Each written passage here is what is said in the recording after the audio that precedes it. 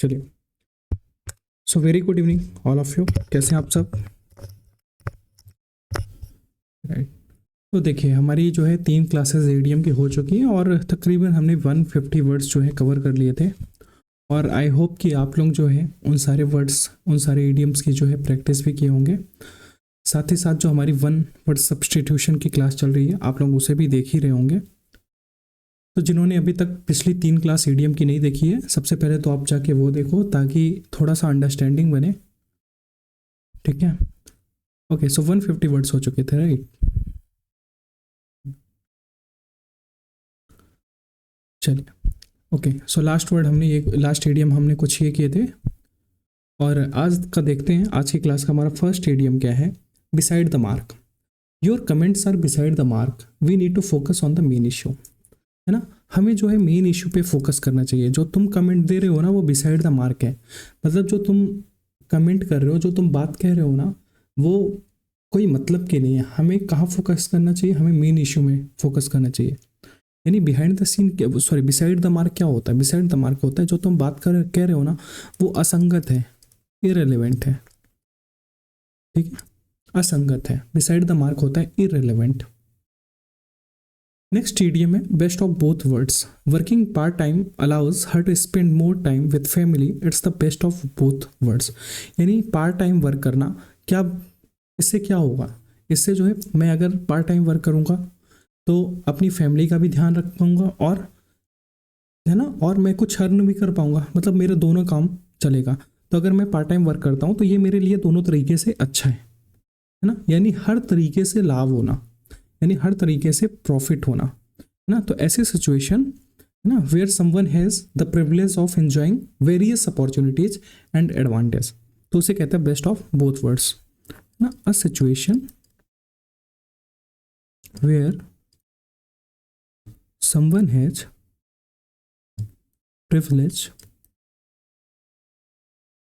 to enjoy, है ना, opportunities and advantages।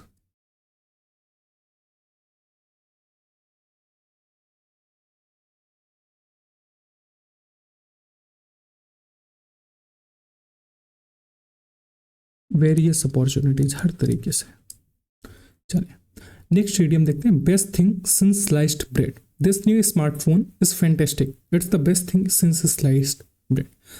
जो ये नया स्मार्टफोन आया है ना, ये बहुत फैंटेस्टिक है, बहुत अच्छा है, फैंटेस्टिक है। It's the best thing since sliced bread, यानी कि अब तक का ये सबसे अच्छा स्मार्टफोन है ना। यानी ऐसा स्मार्टफोन जो कि सबसे अच्छा है, यानी बहुत ज़्यादा अच्छा होना, यानी बहुत ज़्यादा जो है उपयोगी होना, है ना। बेस्ट थिंग एवर, है ना। मतलब इसका हुआ मोस्ट यूजफुल, है ना, most useful innovation in a long time.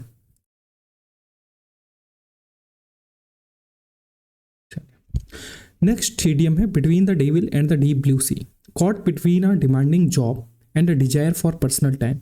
है ना, हम लोग जॉब करते हैं लेकिन जो है अपना जो है पर्सनल टाइम, जो हम जस्ट जो टाइम हमें अच्छा लगता है खुद के लिए, है ना, वो टाइम तो ख़त्म हो जाता है, क्योंकि जॉब भी तो करनी है। सुबह से लेकर शाम तक, रात तक जॉब, और अपने लिए कुछ वक्त ही नहीं दे पा रहे हैं।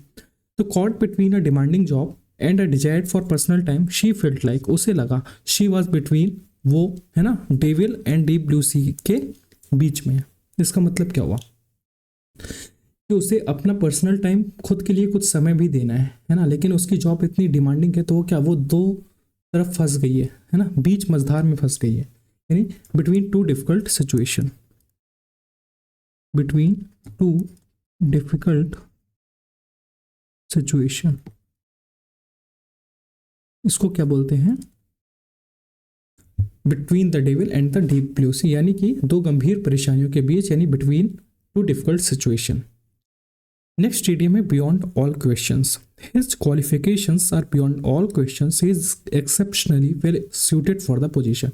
इस पोजीशन के लिए वही, मतलब वो एक अच्छा बंदा है है ना, इस पोजीशन को वो सूट करता है, उसकी क्वालिफिकेशन जो होती है बियॉन्ड ऑल क्वेश्चंस है, मतलब अनडाउटली, है ना, अनडाउटली, है ना, वो जो है एक्सेप्शनली इस पोजीशन का हकदार है। तो बियॉन्ड ऑल क्वेश्चंस होता है मतलब हमें क्वेश्चंस पूछने ही नहीं है, सारे क्वेश्चन से ऊपर, यानी कि अनडाउटली, अनडाउटली वो जो है जो उसकी क्वालिफिकेशंस है वो बता रही हैं कि वो इस पोजीशन का सबसे बड़ा हकदार है। बियॉन्ड ऑल क्वेश्चंस होता है अनडाउटली, ठीक है। नेक्स्ट ईडियम है beyond the pale. His behaviour was beyond the pale and he faced consequences for his actions. जो उसका बिहेवियर था, यहाँ ये समझ में आ रहा है कि उसका बिहेवियर अच्छा नहीं था, उसके लिए उसे क्या करना पड़ेगा, कॉन्सिक्वेंसेस भोगना पड़ेगा, है ना। उस जो उसने एक्शन किया है, जो उसने काम किया, उसके लिए उसे कॉन्सिक्वेंसेस जो है फेस करने पड़ेंगे। इसका मतलब क्या है, इसका मतलब है कि जो उसने काम किया है वो अच्छा नहीं था, है ना, यानी कि अनरीजनेबल था, अनरीजनेबल बिहेवियर, अनरीजनेबल, है ना, या कह सकते हैं अनएक्सेप्टेबल, क्या कह सकते हैं, अनएक्सेप्टेबल। जो उसने काम किया था वो अनएक्सेप्टेबल और अनरीजनेबल है, ठीक है। अच्छा, यहाँ पे अनडाउटली मीन्स ये हो गया निश्चित रूप से, है ना, निश्चित रूप से वो जो है उस पोजीशन के लिए सूट करता है, निश्चित रूप से, अनडाउटली। नेक्स्ट ईडी में bid fair. With proper planning the project bid fair to be a great success, है ना। अगर प्रॉपर प्लानिंग के साथ हम जाएं तो हम जो है, जो हमारा प्रोजेक्ट है वो सफल हो जाएगा, है ना। यानी कि बिड फेयर होता है, वहाँ पे यूज होता है ये ईडियम जहाँ पे जो है सफल परिणाम की संभावना होती है। यानी कि अगर हम प्रॉपर प्लानिंग करते हैं इस प्रोजेक्ट को लेकर तो ये प्रोजेक्ट जरूर संभव होगा, जरूर सक्सेस, जरूर सफलता प्राप्त करेगा। तो बिड फेयर ऐसा ही कुछ होता है कि जब आपको ऐसे साइन मिलने लगते हैं कि ये जो है फेवरेबल है या फिर इसका जो आउटकम आएगा वो सक्सेसफुल होगा, है ना, तो बिड फेयर वहीं यूज होता है। बिड फेयर यानी कि to show signs of a favourable और सक्सेसफुल आउटकम्स, ठीक है।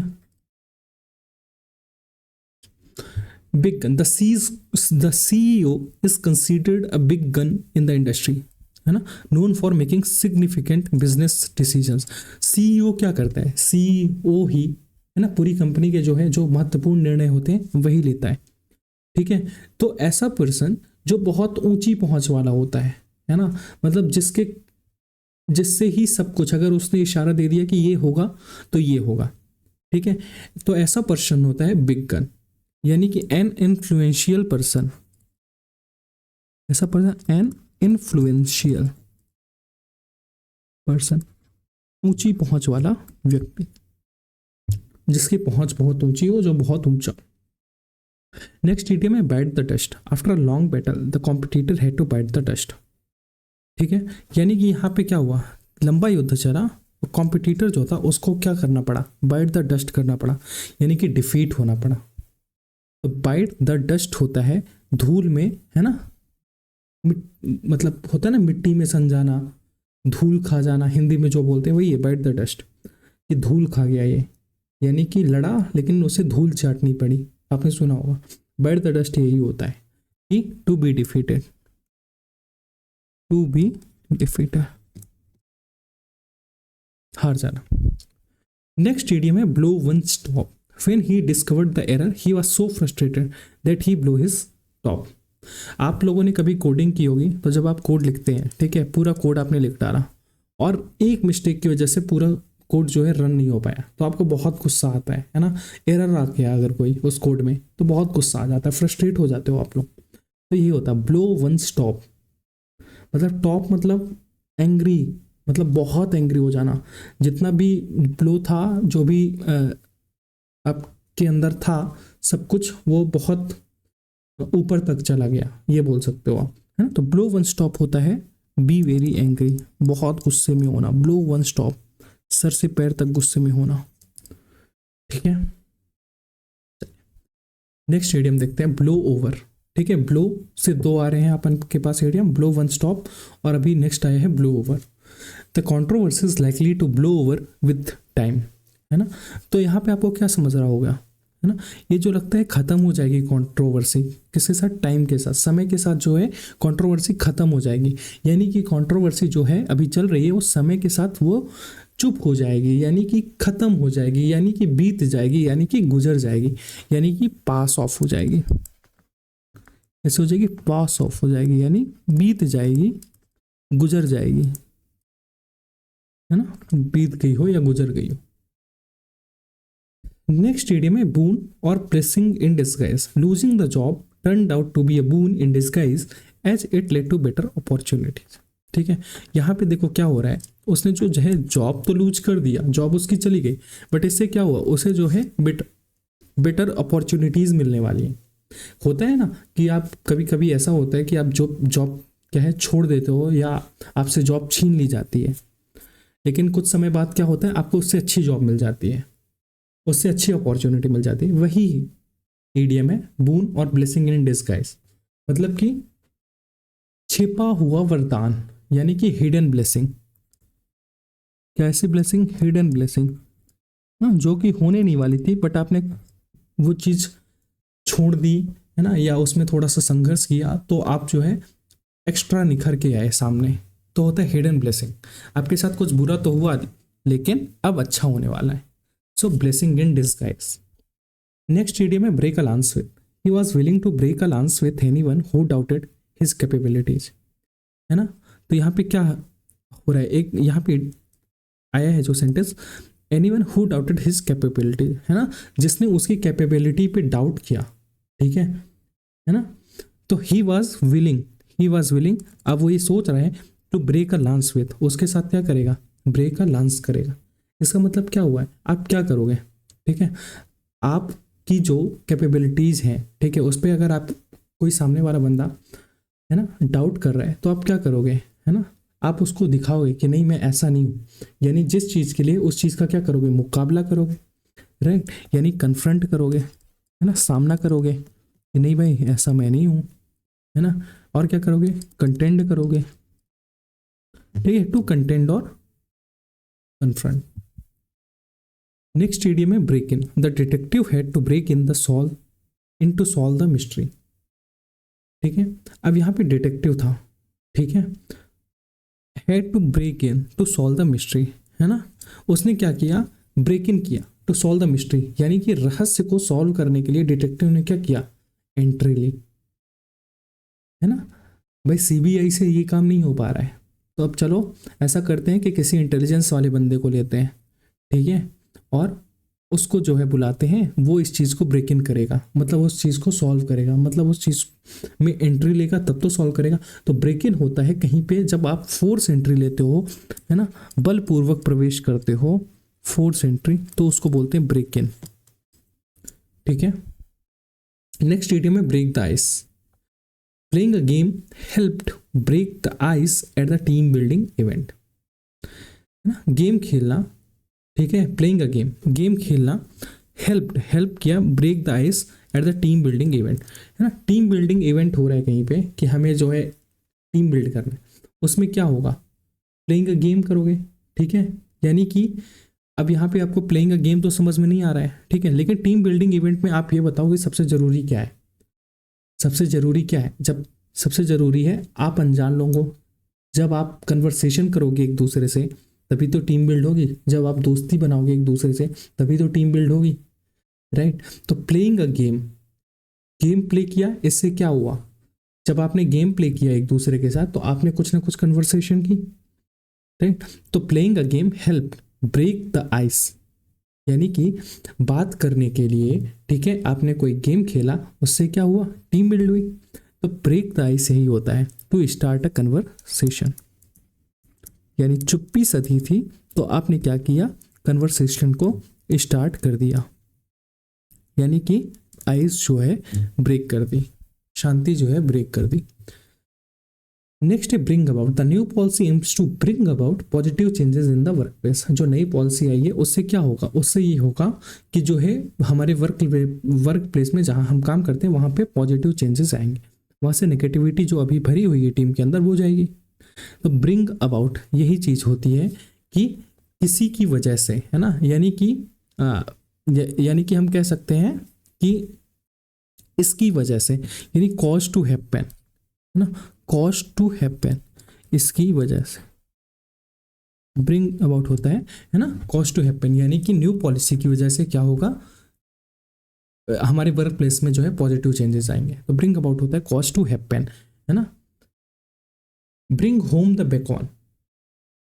As the primary bread winner he works hard to bring home the Bacon.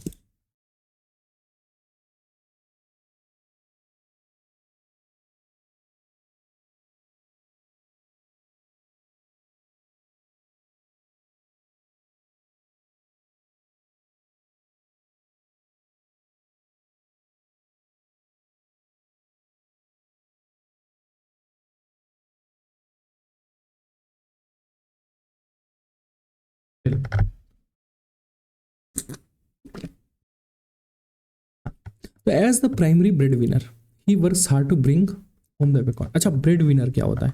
देखो, ब्रेड विनर होता है कमाने वाला,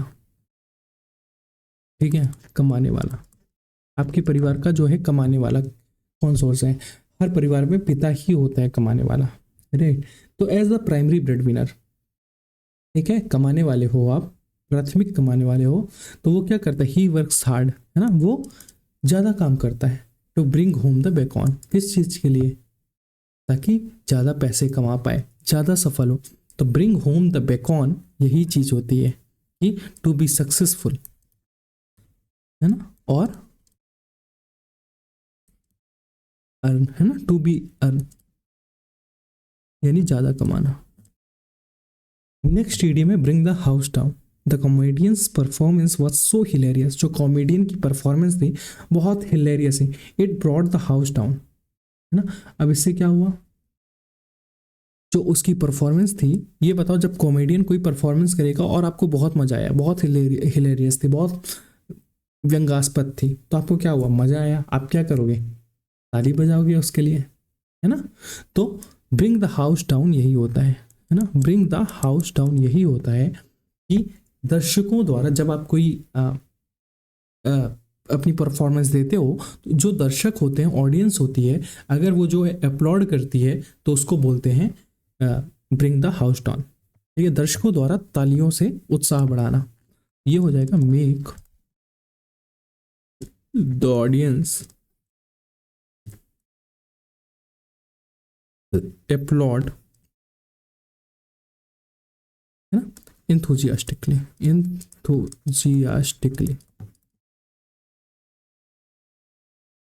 चलिए नेक्स्ट इडियम में bring to light. The investigation brought to light the hidden truth.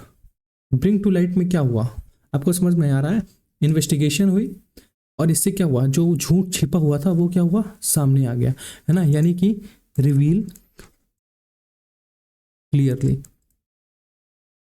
ठीक है, बताने की एक्स्ट्रा जरूरत नहीं है मुझे लगता है इस इडियम में। ब्रिंग टू लाइट होता है किसी चीज को रिवील करना, क्लियर। नेक्स्ट इडियम है broad daylight. The crime occurred in broad daylight shocking the witness. जो क्राइम हुआ ना वो डे लाइट में हुआ, शॉकिंग द विटनेस, इससे क्या हुआ, जो गवाह था ना वो शॉक हो गया। यानी कि आप जो है, डे लाइट मतलब होता है दिन दहाड़े, ठीक है। ये बताओ, डे की लाइट में दिन दहाड़े कोई चोरी करोगे और सामने वाला देख रहा है तो शॉक नहीं हो जाएगा कि ये कैसे चोरी कर रहा है भाई, दिन दहाड़े कैसे कोई चोरी कर सकता है। तो ब्रॉड डे लाइट यही होता है कि इन डे लाइट, है ना, इन डे लाइट, दिन दहाड़े चोरी करना, ठीक है। When crime can not be hidden, जब आप कोई क्राइम करो अब वो हिडन नहीं है, किसी से छुपा हुआ नहीं है, तो उसे बोलते हैं ब्रॉड डे लाइट। ये क्राइम जो हुआ है ब्रॉड डे लाइट में हुआ है। चलिए नेक्स्ट इडियम है break down. The car break down on the way to the airport causing a delay. Car क्या हुई, ब्रोक डाउन हो गई, ब्रेक डाउन हो गई, कहाँ पे, एयरपोर्ट में। इससे क्या हुआ, देरी हो रही है। इसका मतलब क्या हुआ कि काम करना बंद हो गई, जब कार का इंजन फेल हो गया कार बंद हो गई।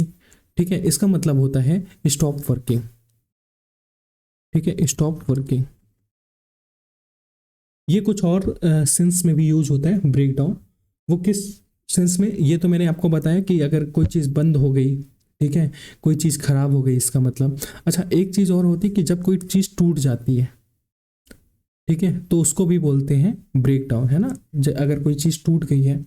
और एक चीज़ और होती है, जब आप रोने लगते हो ना, तो वो भी होता है ब्रेक डाउन।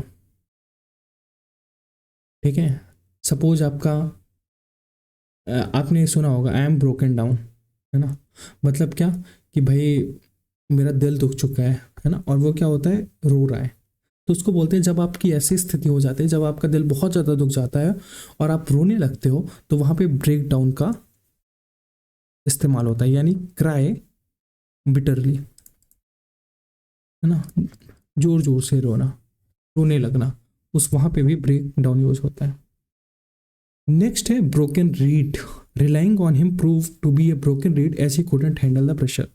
मैंने उस पर रिलाई किया, विश्वास किया, लेकिन इससे ये प्रूव हो गया कि वो जो है प्रेशर हैंडल नहीं कर सकता है, तो अब अगली बार से मैं उसको चांस नहीं दूंगा ऐसे प्रोजेक्ट पे।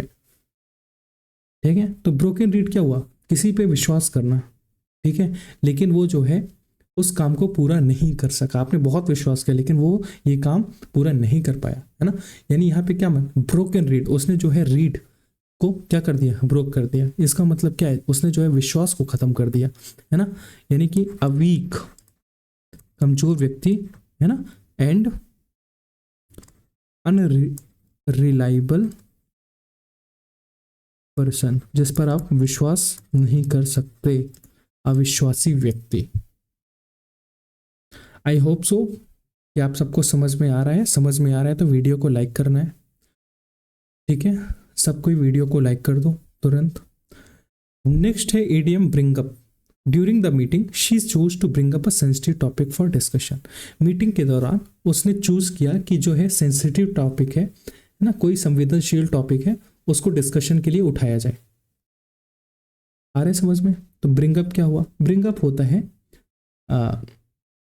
किसी चीज को जो है पेश करना, है ना, जो कि अभी तक दबा हुआ था, यानी कि उसके बारे में कोई बात नहीं कर रहा था, तो उस चीज को उठाना, है ना, यानी कि उस चीज को इंट्रोड्यूस करना, something introduce for discussion.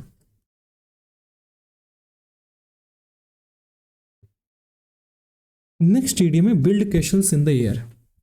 Dreaming about a perfect future without practical plans, है ना। आप लोग क्या करते हो, आप ड्रीम कर लेते हो कि मेरा फ्यूचर ऐसा होगा, कार होगी, बंगला होगा, है ना, और अच्छी सुंदर सी बीवी होगी, लेकिन आपने क्या किया, अपने जीवन में आपने पढ़ाई की नहीं, तो कहाँ से अच्छी बीवी पाओगे, अच्छी नौकरी नहीं पाओगे, सैलरी नहीं पाओगे, तो उससे क्या होगा, अच्छी कार नहीं ले पाओगे, बंगलो नहीं बना पाओगे, है ना। आपने सोचा नहीं, आपने बिजनेस करने का सोचा है बाद में, लेकिन उसके लिए कोई प्लान है नहीं आपके पास, तो आपके पास कोई प्रैक्टिकल प्लान नहीं है, लेकिन आपने जो है अपने मन में खूब चीज़ें बना रखी हैं कि मेरा फ्यूचर इतना परफेक्ट होगा। तो ऐसी चीज़ होती है बिल्डिंग कैशल्स इन द एयर, है ना, बिल्डिंग कैशल्स इन द एयर, यानी कि कोरी कल्पना बनाना, अपने दिमाग में कैसी कल्पना बनाना, कोरी कल्पना बनाना, यानी कि डे ड्रीम करना, दिन में सपने देखना, ठीक है। हैव अनरियलिस्टिक आइडिया, है ना, हैविंग अनरियलिस्टिक आइडिया, ठीक है। अच्छा, एक वर्ड होता है REVRI, ठीक है, रिवर। तो इसका मतलब भी यही चीज होती है कि कोरी कल्पना करना, है ना, दिन में सपने देखना, है ना, जो चीज आप सोचे हो उसके लिए मेहनत नहीं करना, बट आपको लग रहा है कि हाँ वो हो जाएगा, तो रेवरी भी उसी का जो है सिनोनिम बोल सकते हैं। नेक्स्ट इडियम है bull in a china shop. He is like a bull in a china shop often causing chaos with his careless action, है ना, उसके केयरलेस एक्शंस की वजह से ना हमेशा कुछ ना कुछ केओस होता है, यानी जो भी वो काम करता है ना उससे कुछ ना कुछ गड़बड़ होती है, यानी कि वो इस सिचुएशन के लिए अनुकूल बिल्कुल भी नहीं है। आ रहे हैं समझ में क्या बोलना चाह रहा हूँ। है ना। यानी कि इस सिचुएशन के लिए जो मैं उसे दे रहा हूं वो बिल्कुल भी अनुकूल नहीं है ना। मतलब कि वो जो भी काम कर रहा है, जो मैंने उसे सिचुएशन दी है, उसके जो एक्शंस है इतने केयरलेस हैं जिससे जो है वो काम खत्म नहीं होता, वो सही नहीं होता और क्यूज फैल जाता है चारों तरफ। तो bill bull in a china shop यही होता है कि one who is out of place, one who is out of place in a delicate situation.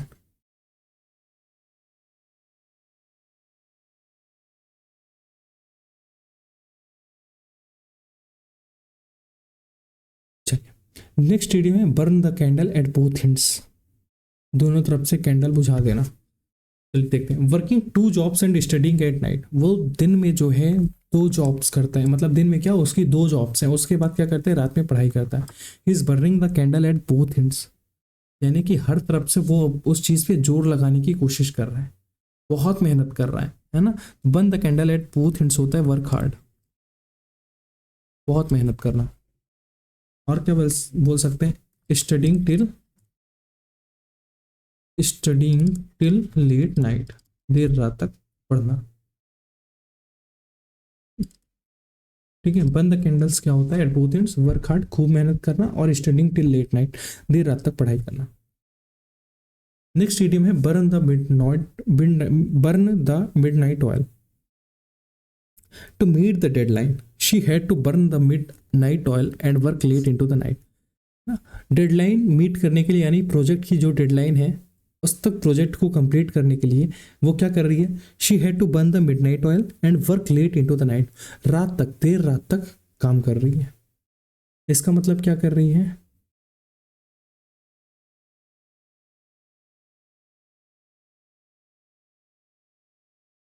Okay, so I guess यहाँ पे थोड़ा सा ब्लंडर हो गया है ना। बर्न द मिडनाइट ऑयल होता है ये चीज। ठीक है, मैं एक बार फिर से आपको समझा देता हूँ। ओके, वेट, एक्चुअली ये दो ईडियम्स वैसे ही थे तो मुझे थोड़ा सा कंफ्यूजन हो गया।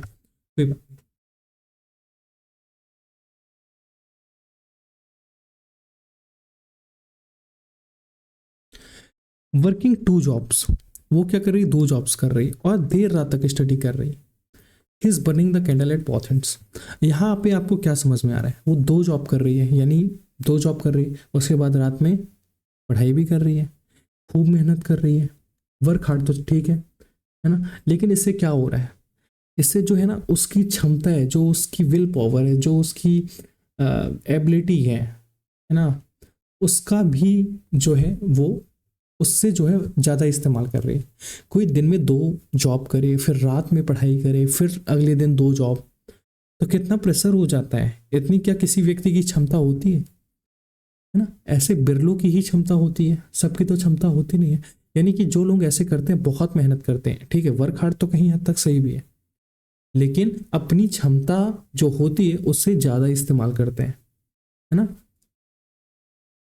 तो यहाँ पे हो जाएगा अपनी क्षमता का या जितना भी साधन है उसका अत्यधिक इस्तेमाल करना, टू यूज वंस रिसोर्सेज और energies,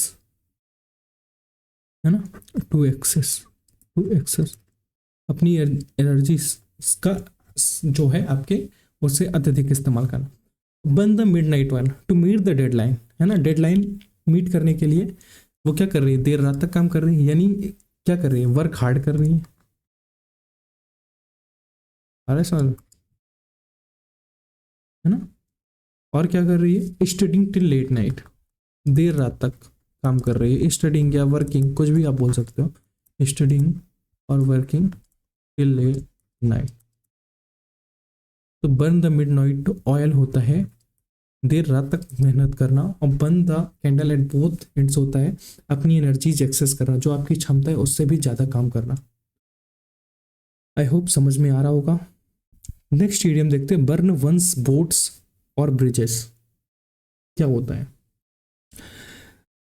by investing all his money, है ना, उसने जितना पैसा कमाया था सब कुछ इन्वेस्ट कर दिया। He effectively burned his boats and had no choice but to succeed. अब उसके पास कोई चॉइस नहीं है ना, अब उसके पास कोई चॉइस नहीं है, या तो वो सक्सीड हो जाए, बट टू सक्सीड। ठीक है, मतलब कि अब जब आपने सारा पैसा जो है जमा कर दिया है, इन्वेस्ट कर दिया है, ठीक है, सपोज आपने 15 साल के लिए इन्वेस्ट कर दिया है, सब सारा पैसा इन्वेस्ट कर दिया, तो अब बताइए आपके पास कुछ पैसा बचा? नहीं बचा। ठीक है, अब आपके पास क्या चॉइस है? एक यही चॉइस है कि या तो आप 15 साल बाद सक्सीड हो जाओगे, या तो आपके पास कोई चॉइस ही नहीं है। सपोज पैसा डूब गया तो आप चाह के भी पीछे नहीं लौट पाओगे, राइट। आप चाह के भी अगर वो पैसा डूब गया तो वापस नहीं कमा पाओगे, राइट। यानी आपके जो सारे रास्ते थे ना वो बंद हो गए, पीछे लौटने के आपके जो रास्ते थे सारे वो बंद हो गए। ऐसा कुछ काम करना, do something that makes impossible to return to the previous situation,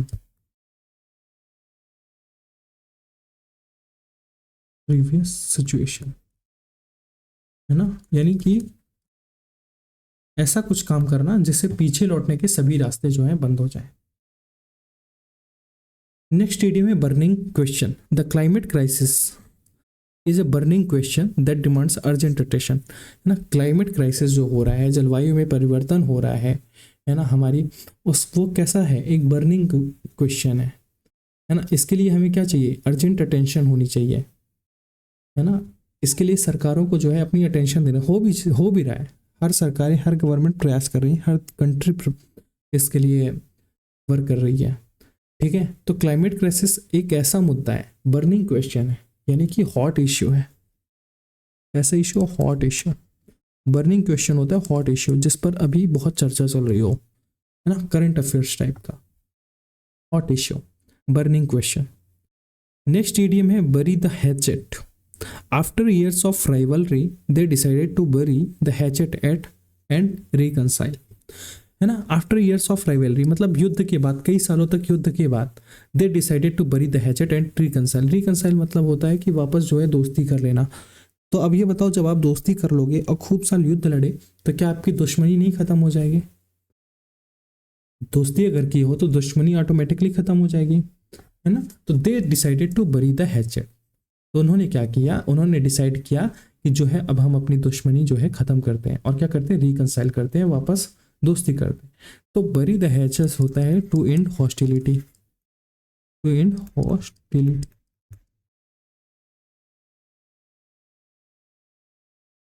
next idiom है बुट इन, देखते हैं क्या होता है। She couldn't resist putting in with her opinion during the heated discussion। ठीक है, अब यहां पे बताइए, हीटेड डिस्कशन में, है ना, अगर सॉरी सॉरी सॉरी चलिए, अब ये बताइए, हीटेड डिस्कशन अगर कोई कहीं चल रहा है, कुछ हो रहा है, ठीक है, आप उसमें अपना ओपिनियन दोगे, दो लोगों के बीच में हीटेड डिस्कशन, कुछ विवाद हो रहा है और आप अपना ओपिनियन रख रहे हो बार बार, तो उससे क्या होगा? उससे जो है और चीज़ें विवादित हो जाएंगी, राइट। तो वहाँ से अच्छा क्या है, आप एकदम शांत रहो, राइट। तो ये क्या कर रही है, ये रेसिस्ट कर रही है, मतलब अपने ओपिनियन को नहीं दे रही है।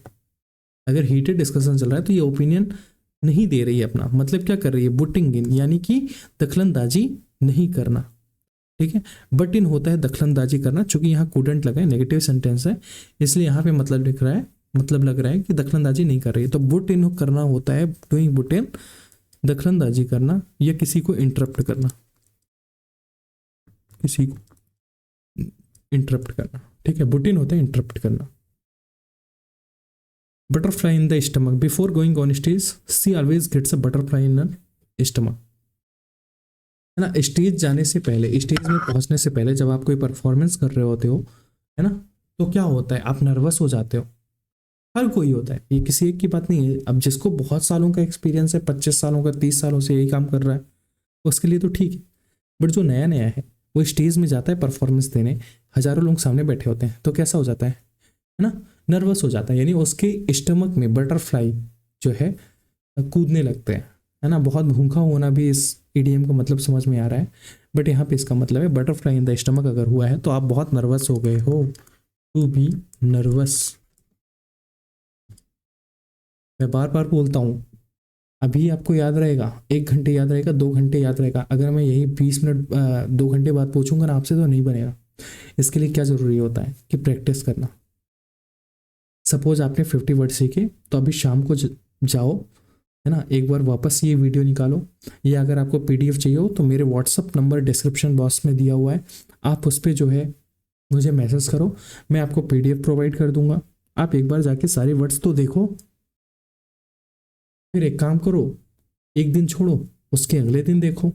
आपके पास 24 घंटे में 10 मिनट 15 मिनट पर तो टाइम है, क्योंकि 50 जो वर्ड्स हैं वो 15 मिनट में तो आपके रिवाइज हो ही जाएंगे।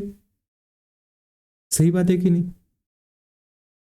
इससे क्या होगा, इससे आप भूलोगे नहीं कोई चीज़। ईडीएम अगर भूल गए, सपोज अभी तो ठीक है, चलो आपको 1 घंटे याद है, पेपर में कौन याद दिलाएगा। तो इसके लिए आपके लिए क्या ज़रूरी है, बार बार प्रैक्टिस। इसीलिए कहते हैं हमेशा अपने रिसोर्सेज जो हैं, है ना, उसको लिमिटेड रखो, लेकिन अपनी जो प्रैक्टिस है उसको बार बार, है ना, उसको कंटिन्यूअसली दोहराते रहो। सही बोल रहा हूँ मैं? चलिए कोई बात नहीं। बाय ए व्हिस्कर, देखते हैं नया ईडीएम क्या। He won the race by a whisker just inches ahead of his competitors. तो जो है उसने जो है रेस जो है जीत ली है, just inches ahead of his competitors. Race तो उसने जीत ली है, लेकिन जस्ट इंचेस, इतने इंच का फासला रह गया था। इसका मतलब क्या हुआ, अगर जस्ट इंचेस का फासला है मतलब बहुत छोटे मार्जिन से वो जीती है। तो बाय व्हिस्कर, ये आपको याद करना पड़ेगा, ये आपको ईडीएम से नहीं समझ में आएगा। बाय व्हिस्कर होता है, बाय व्हिस्कर होता है by a small margin, small margin से जीतना। By and by, the project will be completed by and by, we just need a bit more time, है ना, हमें थोड़ा सा और टाइम चाहिए और प्रोजेक्ट जो है कंप्लीट हो जाएगा, है ना। बाय बाय या बाय, अगर आप हमें थोड़ा सा और टाइम दे दोगे तो क्या होगा, प्रोजेक्ट जो है कंप्लीट हो जाएगा। मतलब क्या, ग्रेजुअली, धीरे धीरे जो है प्रोजेक्ट जो है कंप्लीट हो जाएगा। थोड़ा और टाइम दे दो, धीरे धीरे हम ये प्रोजेक्ट कंप्लीट करेंगे। तो बाय एंड बाय होता है ग्रेजुअली, धीरे धीरे। By and large the team is satisfied with the progress, है ना, अंततः सामान्यतः द टीम इज सेटिस्फाइड, है ना, टीम जो है हमारी वो सेटिस्फाइड है, जो हमारी प्रोग्रेस है उससे टीम क्या है, सेटिस्फाइड हो गई। तो बाय एंड लार्ज ये होता है इन जनरल, सामान्यतः, इन जनरल। तो बाय एंड बाय और बाय एंड लार्ज, है ना, ये क्या होते हैं, बाय एंड बाय होता है ग्रेजुअली और बाय एंड लार्ज होता है in general. By and by होता है धीरे धीरे, बाय एंड लार्ज होता है सामान्यतः, इन जनरल। चल, by courtesy of the event was successful by courtesy of the dedicated team, ना, किसी की वजह से जो है ना, डेडिकेटेड टीम की वजह से जो है हमारा इवेंट सक्सेसफुल हुआ। आपने देखा होगा हर जगह लिखा रहता है कॉर्टसी, और फिर नेम लिखा रहता है ना, सौजन्य से। कोई प्रोग्राम होता होगा तो आपने टेम्पलेट देखा होगा, नीचे लिखा रहता है सौजन्य से, इनसे। तो बाय कॉर्टसी ऑफ यही होता है, बाय कॉर्टसी ऑफ होता है किसी की वजह से, है ना, यानी कि गिवन, ये जो चीज़ें गिवन की गई है और अलाउड की गई है इनके द्वारा, गिवन और अलाउड बाय, इनकी वजह से। नेक्स्ट ईडीएम है by fair means or foul, he was determined to win the competition by fair means or foul, है ना। यहाँ पे आपको समझ में आ रहा है कि उसे ये रेस जीतनी है, उसने ये विश्वास किया कि ये उसे रेस जीतनी है ना, ये कंपटीशन जीतना है। By fair means or foul, कैसे भी, इन एनी वे उसे जीतना है, ठीक है, चाहे वो ऑनेस्टी से जीते, चाहे वो डिसऑनेस्टी से जीते, ऑनेस्टी और डिसऑनेस्टी, लेकिन उसे जीतना है, इन एनी वे ये जीतना है। By fits and starts, his work on the project progressed by fits and starts lacking consistency. है ना, उसने जो वर्क किया है, काम किया है ना, उस प्रोजेक्ट की प्रोग्रेस कैसी है, फिट्स एंड स्टार्ट्स है, कंसिस्टेंसी नहीं है उसमें। कंसिस्टेंसी अगर किसी चीज़ में नहीं है, अगर आप लगातार हर दिन उस चीज़ को नहीं कर रहे हो, तो आप क्या कर रहे हो, इरेगुलरली कर रहे हो, राइट। यानी आप उस चीज़ के लिए रेगुलर नहीं हो, कंसिस्टेंसी नहीं है आपके अंदर, यानी आप उस चीज़ के लिए क्या हो, इरेगुलर हो। तो बाय फिट्स एंड स्टार्ट्स होता है इरेगुलरिटी, या आप उस चीज़ के लिए इरेगुलर हो, ठीक है।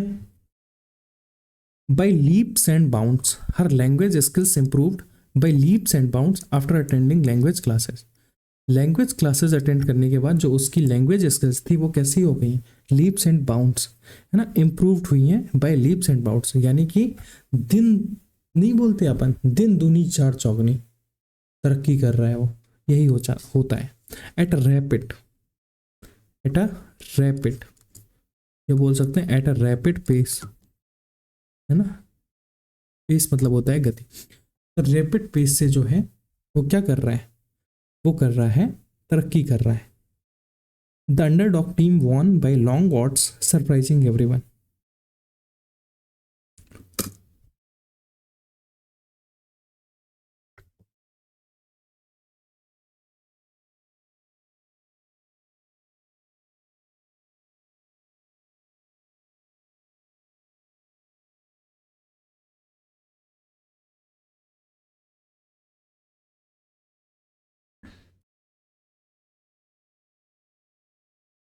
चलिए,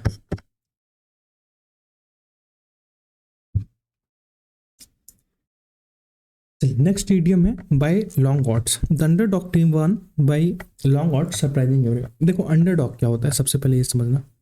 अंडरडॉग, अंडरडॉग जो होता है, ऐसा पर्सन होता है जिसके अंदर, जिसके अंदर दक्षता, योग्यता, एबिलिटी की कमी होती है, ठीक है। अब ये बताओ, जिसके अंदर दक्षता नहीं है, जिसके अंदर कौशल नहीं है, जिसके अंदर योग्यता नहीं है, जिसके अंदर स्किल नहीं है, तो वो जब कोई चीज जीत जाएगा तो उससे क्या होगा, आपको हैरानी होगी, राइट। यानी कि कैसे जीत गया, इसकी तो कोई संभावना ही नहीं थी जीतने की। तो अंडरडॉग ऐसा पर्सन होता है। तो अंडरडॉग टीम क्या होती है, इस टीम में जो है दक्षता की कमी थी, है ना, स्किल की कमी थी, फिर भी ये जीत गई। इससे क्या हुआ, लोग सरप्राइज हो गए। तो वॉन बाई लॉन्ग odds, इसका मतलब होता है कि वेरी अनलाइकली, वेरी अनलाइकली, एकदम असंभावना थी, फिर भी ये जीत गई। इसकी कोई संभावना नहीं थी, फिर भी ये जीत गई। नेक्स्ट ईडी में by putting two and two together, दो और दो को जोड़ना। तो by putting two and two together she figured out the mystery. अब देखो, by putting two and two together होता है कि किसी चीज से निष्कर्ष निकालना। किसी चीज से मतलब कि आपके पास सपोज, आपके पास सपोज रामायण दी हुई है, भागवत गीता दी हुई है, तो आपने निष्कर्ष निकाल लिया कि आपको जो है ऑनेस्टी रखनी चाहिए, ठीक है। आपको जो है विमेंस की रिस्पेक्ट करनी चाहिए। जब आपने रामायण पढ़ी, भागवत पढ़ा, तो आपको ये समझना है कि विमेंस की रिस्पेक्ट करना चाहिए, ठीक है। आपने जब रामायण पढ़ी, आपने जब महाभारत पढ़ी, तो आपको ये समझ में आया कि हमें अपने जीवन में कर्म करना चाहिए, है ना, मतलब डिलीजेंटली वर्क करना चाहिए ना। हमें क्या पता चला, हमें ये पता चला कि हमें जो है परसिवरेंस रखना चाहिए। यानी कि आपके पास रामायण और महाभारत थी, ठीक है, यानी कुछ आपके पास ज्ञात तथ्य थे, तो आपने उससे क्या किया, उससे जो है निष्कर्ष लगा लिया। स्टेटिस्टिक यही होती है, आपके पास पॉपुलेशन का कोई डेटा होता है और आप, सॉरी, आपके पास कोई सैंपल होता है और आप पूरी पॉपुलेशन का डेटा निकालते हो। यानी आपके पास कुछ ज्ञात तथ्य होते हैं और आप क्या करते हो, उस ज्ञात तथ्य से जो है निष्कर्ष लगा लेते हो कि हाँ भाई,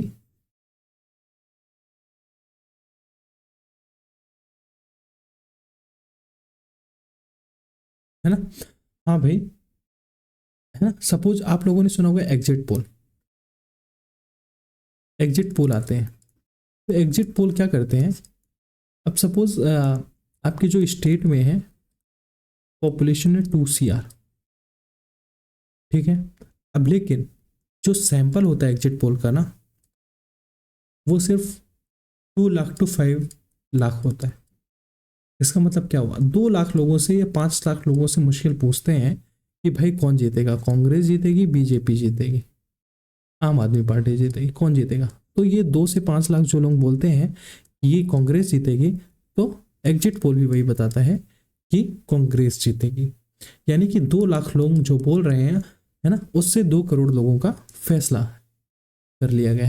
यानी कि इससे ये निष्कर्ष निकाल लिया कि 2 करोड़ लोग भी यही बोल रहे होंगे। तो यही चीज होती है निष्कर्ष निकालना। जब आपके पास कुछ ज्ञात तथ्य होते हैं तो आप निष्कर्ष निकाल लेते हो, ठीक है।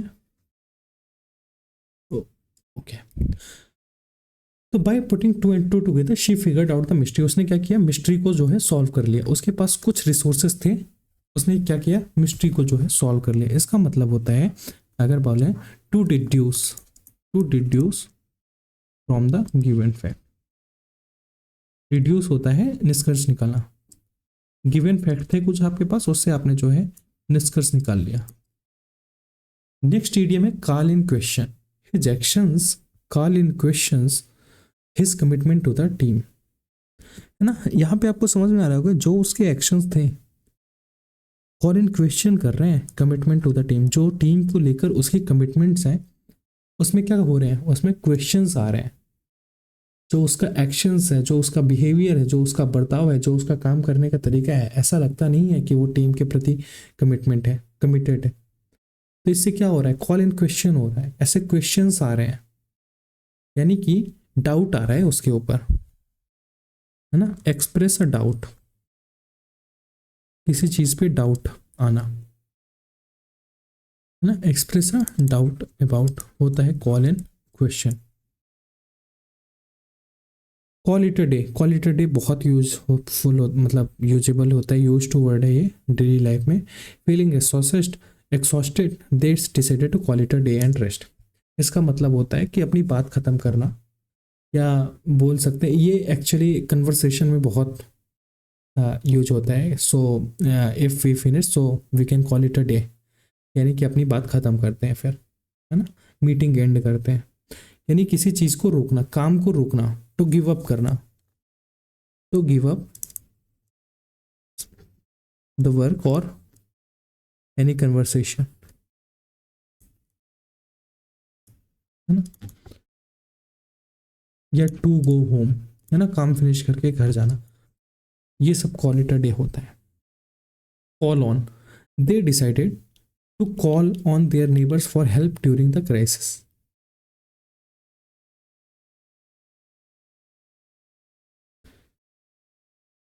ठीक है, अब ये बताइए,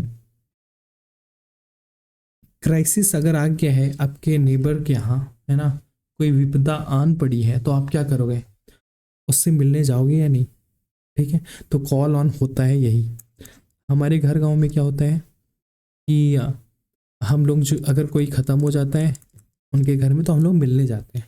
तो हम लोग क्या करने जाते हैं, कॉल ऑन करने जाते हैं, है ना। तो पे अ विजिट, किसी से मिलने जाना। नेक्स्ट इडियम में call the shots in the business, she is the one who gets to call the shots. यानी कि आपको यहाँ से समझ में आ रहा है कि जो हमारा बिजनेस है उससे क्या समझ में आ रहा है इस सेंटेंस से, इस एग्जाम्पल से, कि जो बिजनेस में ना शी इज द वन, वही है who gets to call the shots, जो कि कॉल लेती है, जो कि निर्णय लेती है ना। यानी कि ऐसी पर्सन जो कंट्रोल करती है ना, या किसी सिचुएशन को ऑर्गेनाइज करती है, उसे बोलते हैं कॉल द शॉट्स। हिंदी में बोले तो निर्णय लेना। चलिए,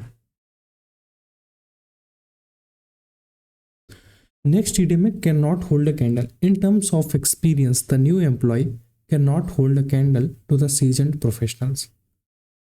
इसका मतलब क्या हुआ? इन टर्म्स ऑफ एक्सपीरियंस की अगर बात करें तो जो न्यू एम्प्लॉय है, नए employee, can not hold a candle to the seasoned professional, है ना। यानी कि हमारे पास प्रोफेशनल भी है और कुछ नए एम्प्लॉय हैं। अगर एक्सपीरियंस की बात करें तो भाई जो प्रोफेशनल है उनका जो है एक्सपीरियंस ज़्यादा होगा क्योंकि वो लंबे समय से काम कर रहे हैं। तो हम क्या बताओ, अब आप बताओ, can not hold a candle यहाँ पे क्या बता रहे हैं? क्या हम कोई कंपेयर कर सकते हैं उन दोनों के बीच में? नहीं, क्योंकि वो बहुत साल से सीखते आ रहे हो, ये अभी फ्रेशर है, न्यू बीज है। तो यही चीज़ होती है can not hold a candle, यानी कंपेयर करना। यानी कि बोल सकते हैं हम कैन नॉट बी कंपेयर्ड, इन्हें हम कंपेयर नहीं कर सकते। एप्पल एंड ऑरेंजेस जैसा आपने ने पढ़ा था ना, can not be compare. Can't जज a book by its cover, बहुत यूज्ड टू, ये भी ईडीएम है ना, कि देखो जैसा वो दिख रहा है वो वैसा है नहीं, आप जज नहीं कर सकते हो जैसा वो दिख रहा है ना। यानी कि बाहरी दिखावे से जो है अनुमान नहीं लगाना चाहिए। वी शुड नॉट जज समथिंग, वी शुड नॉट जज समथिंग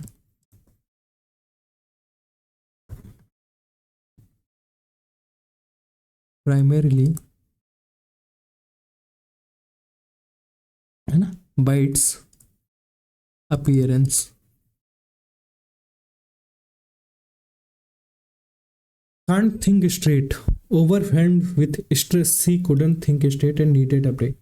हाँ, वो उसको बहुत स्ट्रेस हो गया है, बहुत ज़्यादा। तो वो क्या है, शी couldn't think straight, वो डायरेक्ट सीधा नहीं सोच पा रही, उसे क्या चाहिए, ब्रेक चाहिए ना। मतलब कि वो जो है अभी इस अवस्था में नहीं है कि सोच सके, और अगर सोचेगी तो कुछ उल्टा सीधा सोचेगी क्योंकि इतना स्ट्रेस है अंदर उसके। तो इसका मतलब होता है कैन नॉट थिंक, है ना, can not think rationally due to being overwhelmed with stress और इमोशन, है ना। ये होता है कांट थिंक स्ट्रेट, यानी कि तर्कसंगत रूप में नहीं सोच पाना। Can not think emotionally, sorry, can not think rationally due to being overwhelmed with emotion, है ना। नेक्स्ट इडियम है capital punishment. The debate over capital punishment continues to be a contentious issue. Capital punishment क्या होता है समझना। सबसे पहले capital punishment होता है मृत्युदंड, यानी किसी को अगर डेथ सेंटेंस सुनाया जाए तो वो क्या होता है, कैपिटल पनिशमेंट होता है। तो ये जो है मृत्युदंड जो है ये एक ऐसा टॉपिक है, ये डिबेट का टॉपिक है, इस पर बातचीत होनी चाहिए कंटिन्यूअसली, ठीक है। डेथ सेंटेंस होता है कैपिटल पनिशमेंट।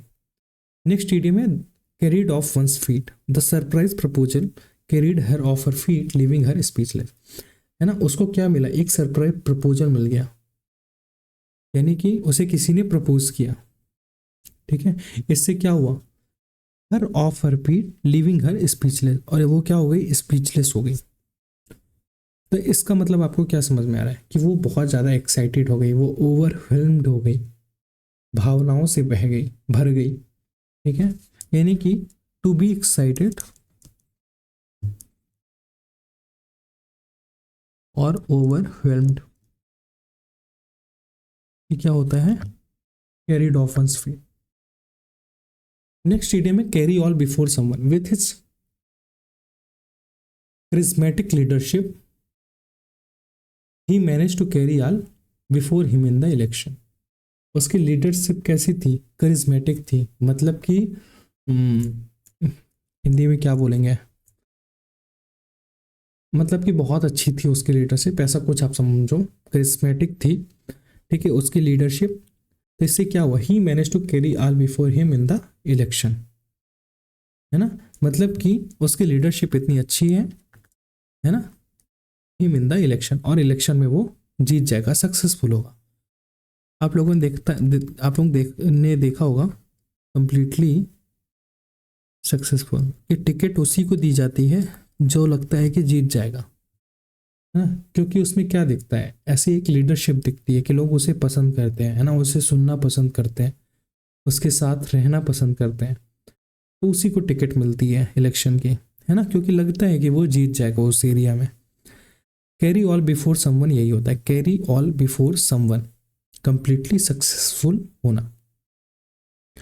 नेक्स्ट ईडियम में कैरी वंस पॉइंट, किसी पॉइंट के साथ होना। अभी तक तो ये समझ में आ रहा है, देखते हैं। Despite opposition he presented compelling arguments and manage to carry her point in the meeting. यानी कि अपोजिशन होने के बावजूद भी उसने क्या किया, उसने जो है अपने आर्ग्यूमेंट जो है दिए और क्या किया, मैनेज किया, है ना, अपने पॉइंट को मीटिंग में रखने के लिए। यानी कि अपने लक्ष्य को हासिल करना, to accomplish one's goal despite opposition, to accomplish one's goal, ठीक है, कैरी वंस पॉइंट होता है। नेक्स्ट इडियम है वह है carry out, the team will carry out the plan according to the agreed upon schedule, है ना, जो शेड्यूल बना है उसी के अकॉर्डिंग जो है टीम जो है प्लानिंग करेगी, है ना, एग्जीक्यूट करेगी, कंप्लीट करेगी। तो complete something in previous schedule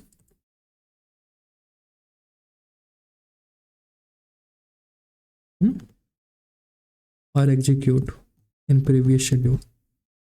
next idiom में carry the ball, in the project each team member has a role and together they carry the ball towards success, है ना।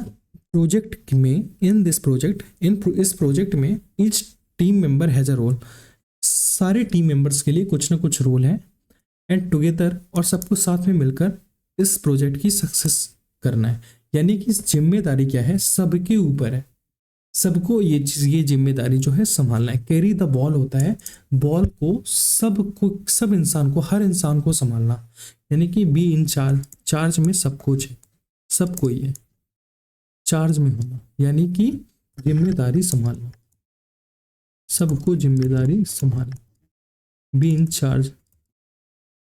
जब आप बी इन चार्ज होते हो, कोई जिम्मेदारी संभाल रहे होते हो। तो आई गेस जो है हमने अभी तक 204 ईडियम्स जो है कवर कर लिए हैं।